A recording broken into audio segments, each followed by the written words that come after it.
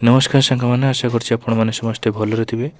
तो साଙ୍ଗमाने पूर्व वीडियो रे मु जेमिति कहिथिली जे मु गोटे बायोडाटा रे गोटे वीडियो नै आसीबी आपण मानकर कोनोसी भी डाउट रहिबनी पूरा सटीक भाव रे आपण माने फिल अप करिवे। तो चलंतु वीडियोटा स्टार्ट करिवा। तो फर्स्ट हला डेट ऑफ डॉक्यूमेंट वेरिफिकेशन जे आपण माने जो डेट रो वेरिफिकेशन थिबो से डेटटा लिखिबे बोर्ड नंबर लिखिबे। तापर फर्स्ट हला name of the post digit arts पिला मानकर गोटे मो बायोडाटा आपण मानू कही दूची आपण मान डिजिट आर्ट्स पिला हुंतु उड़िया पिला हुंतु हिंदी पिला हुंतु तो सेम फॉर्मेट रोल नंबर आपण माने write correctly as mentioned in the admission letter आपण माने जो 12 तारिख दिन एडमिशन लेटर डाउनलोड करिवे आपण रे एडमिट कार्ड थो एटा रोल नंबर थिबो आपण माने ठीक से लिखिबे। ता नेम आपण मानकर ना लिखिबे जेंडर आपण मान लिखिबे। 5 नंबर होची डेट ऑफ बर्थ आपण मानकर डेट ऑफ बर्थ टा लिखिबे। एज ऑन 1/1/2024 सुधा आपन को केते वर्ष होची सेटा आपण मानकर एप्लिकेशन फॉर्म रे ऑलरेडी मेंशन थिबो जे मते 24 वर्ष 8 मास की जहा भी थिबो एप्लिकेशन फॉर्म रे जहा भी थिबो आपण माने सेटा देखि की करेक्ट लिखि परिबे नने गूगल रे एज कैलकुलेटर मारि के 1/1/2024 आ आपण को डेट ऑफ बर्थ करतेले आपण मानकर बाहरी पड़ियो केते वर्ष केते मास आपण मान को हेची। 6 नंबर होची एड्रेस आपण मानकर परमानेंट एड्रेस आ प्रेजेंट एड्रेस टा लिखिबे। 7 नंबर होची मोबाइल नंबर टा बहुत इंपोर्टेंट तो जोटा एप्लिकेशन फॉर्म रे जो नंबर देथिले सेही नंबर ही देबे। ईमेल आईडी भी ठीक से देबे सेठी आपण मेरिट कि अनमेरिट सेठी टिक चिन्ह मारिबे। तापर 9 नंबर होची कैटेगरी आपण माने को कैटेगरी रो बिलोंग करंदी ता माने नो जे मु यूआर रे डॉक्यूमेंट वेरिफिकेशन रे सिलेक्शन होईची मु यूआर मारिबी ना आपण माने जदी एससीबीसी थिबे कि एससी थिबे कि एसटी थिबे आपण मानकर कैटेगरी मेंशन करिवे आपण जोटार भी सिलेक्शन होइतांदो। आ सबकास्ट धरो जने सबकास्ट तो लिखा हेतु ऑलरेडी कास्ट सर्टिफिकेट रे एटी देखि कि आपण माने मेंशन कर देबे।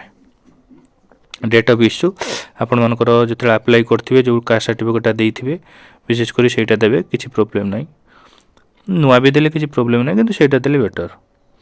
तापर 10 11 12 13 एटा जो माने पीडब्ल्यूडी पिला थिबे से माने देबे केते डिजेबिलिटी सेटा मेंशन करिवे। तापर जो माने 12 नंबर होची एक्स सर्विसमैन जो माने थिबे से माने मेंशन करिवे। आ 13 जो माने स्पोर्ट्स कोटा रे पाइथिबे से माने देबे तो 11 12 13 जो माने स्पेशल कैटेगरी से माने मेंशन करिवे जो माने स्पेशल कैटेगरी नुह से माने मेंशन करिवे नाही। तार 14 नंबर होची वेदर पास्ट उड़िया इन 10th स्टैंडर्ड ऑल +2 आपण माने उड़ियाटा 10th रे पढ़थिबे नन +2 रे पढ़थिबे आपण माने जदी बोथ रे पढ़थिबे ताले बोथ लिखि देबे बोथ 10th एंड +2 जदी आपण 10th रे पढ़थिबे +2 रे पढ़नथिबे ताले 10th लिखिबे जदी +2 रे पढ़थिबे ताले +2 लिखिबे। तापर full signature of the candidate eighty full signature देबे डेटटा आपण माने जो दिन वेरिफिकेशन थिबो सेही डेटटा ही मेंशन करिवे। तापर 15 number Ayla educational qualification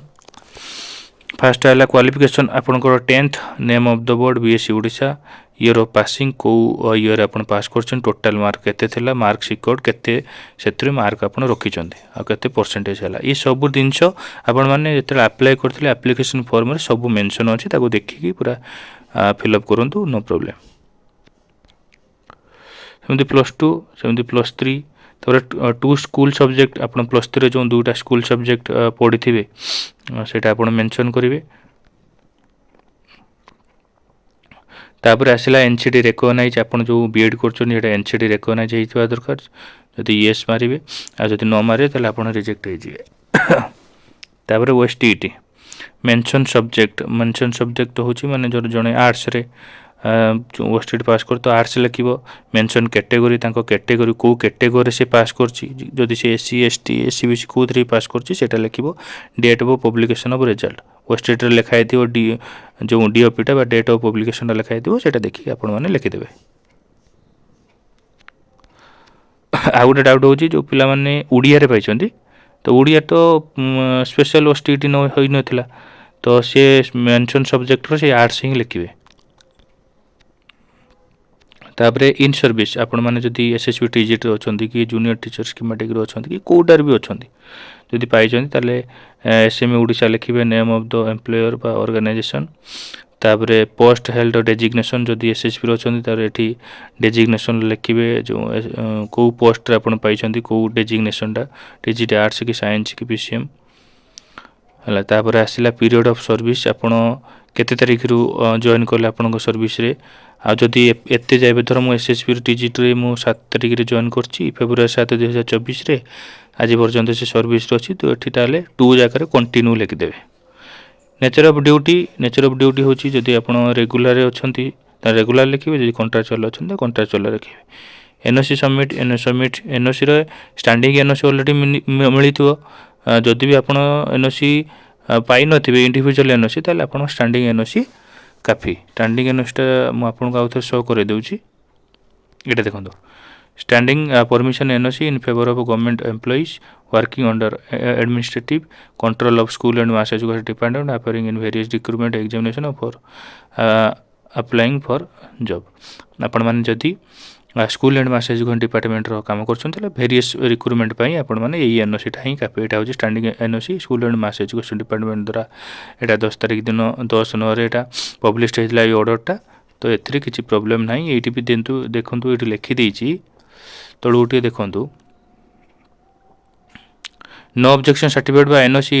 in favour of all government employ including the employ of fully aided institute जो माने फुली एडेड रो अछंती बा जो माने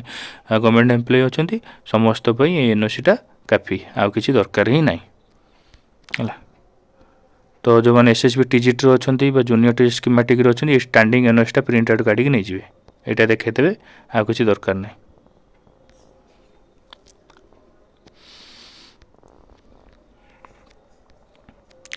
तब ये देखु आई एम वर्किंग जोटा थी